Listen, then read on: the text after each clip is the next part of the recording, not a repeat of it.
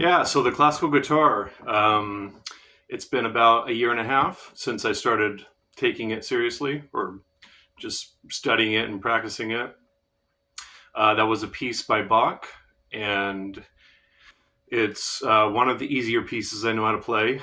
I know not exactly easy, but out of the pieces I know how to play, which I have 12 memorized now, and but I've played about 25 pieces.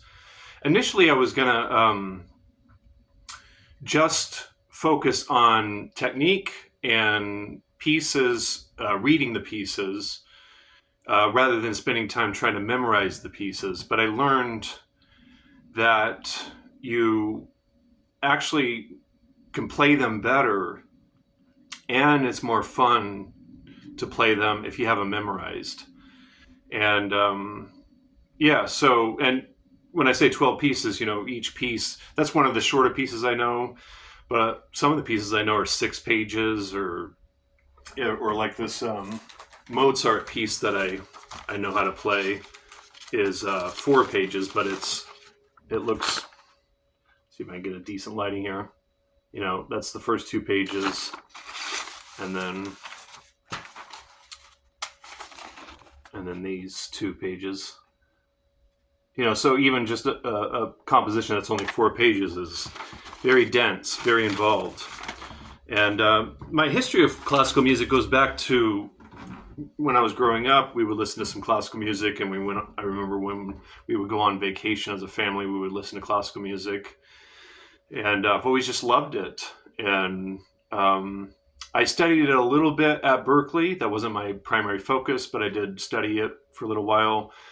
As far as not so much not playing it on guitar, but just composition, learning about species counterpoint and writing fugues, and I just wrote some different pieces with different forms. And one of the pieces ended up on my second recording called Clear. It's a song called Song and I, and I borrowed the classical guitar from my first guitar teacher. He let me borrow it to record that piece. But since then, I always kind of had it in the back of my mind that it was something I wanted to get into and study and learn how to play. And so it's been very challenging.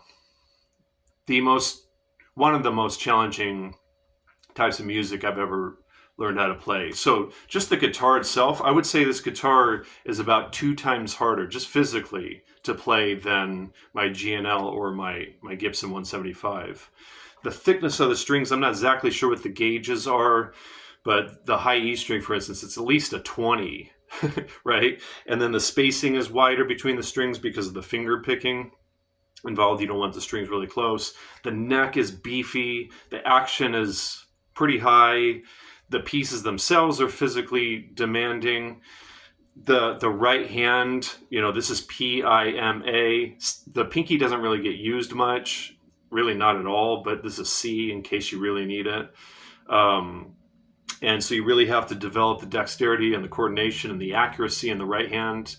And then, of course, with the left hand, juggling all the counterpoint and harmony and melodies. And it doesn't stay in tune very well. I noticed it started to kind of go a little out of tune somewhere in the piece there. So it's just a beast of an instrument, and but very rewarding, very rewarding. And the 3 hardest types of music I've learned how to play is classical, jazz, and then developing my original way of composing and improvising. And keep in mind, I was in a black metal band that was pretty technical when I was 17 and 18 years old. If you're familiar with that music, it's, fast tempos, complicated song forms, sweep picking, fast alternate picking runs. There was 2 guitar players in the band, alternate or harmonized sweep picking moments, very technical. But this is this is a whole other level technically. So those are the 3 hardest things I've ever learned how to do musically. But I mean, of course, there's other things in life that have been just as hard, as I'm sure most of us have experienced difficulties in life. But musically, this is one of the most difficult for sure. And part of the inspiration, besides just loving the music and thinking, I just think it's the most, or some of the most beautiful, deep, incredible music that's ever been invented. I mean, it's really foundational, right, for Western music. Um, but part of the inspiration was some of my favorite musicians, not guitar players, because guitar players don't usually grow up learning how to play guitar with classical music. I mean, some do, but most, for instance, electric guitar players, they start with rock and blues. At least that's common. And whereas on piano, people like Bill Evans, Chick Corea, Brad Mehldau, Herbie Hancock, Keith Jarrett, I mean, the list just keeps going on and on of some of the most incredible musicians that have ever existed. They learned how to play by learning classical music. And Chick Corea, I kind of feel like I have a kind of kindred spirit with him. I mean, as far as, he was a jazz musician. He also could play classical music. He did the kind of electric, creative, what a lot of people just call fusion music. And then he also was really interested in played and studied Latin music. His came more from Spain and mine more from Brazil. But yeah, I mean, just to get the whole thing going, you have to get the right guitar, right? I mean, you have to get a classical guitar to make it sound right and to play it right. And so just getting this is a pretty big step, right? And then hold on, I think I have it over here. Yeah. You want to get a nail file for the right hand to shape the nails and to make sure there's no rough edges in the nails. I don't get super deep into doing that. I mean, I know classical guitar players will have this, plus some sandpaper with different grades of sandpaper. I just use this for now anyways. And I got this technique book that I work out of every day. Just has different technique exercises. This is, a couple pages which are coming from the Mario Giuliani Right Hand Study.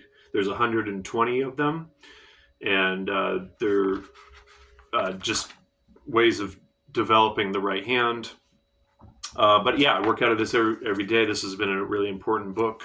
And then I use these drawer liners on my legs because this can be very slippery. And if it's moving around your leg while you're playing, it can be very distracting and make it more difficult to play. So you put these on your legs. And then if you don't have long sleeves, you take, what I did was I just took a sock and cut it on one end, and you put it on your arm so that it can glide nicely on the guitar, because you don't want it to get sticky, your arm to get sticky while you're trying to kind of go this way. I mean, there's just so many things involved just to get the whole thing up and running. And then there's just so much involved in the various techniques. I mean, everything is just so detailed. And obviously the way you sit with it is very specific. And, you have to have, of course, a footstool. And, right? I mean, it's just so much just to get it up and running. And then the amount of time that's involved in learning how to actually do it is pretty monumental. But I'm really loving it. I'm really loving the whole journey, and we'll see where it goes. I mean, I think one of the things that I'm really enjoying is it just, I think, adds different dimensions or another dimension to my musicianship. Playing these pieces that have so much depth in them, harmonically and melodically, they're so rich.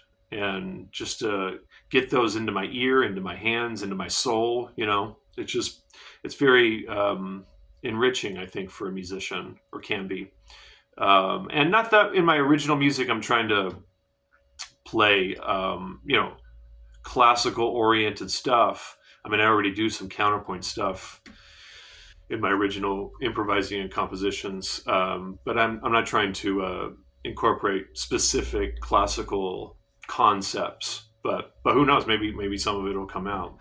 But so I thought I would just share that.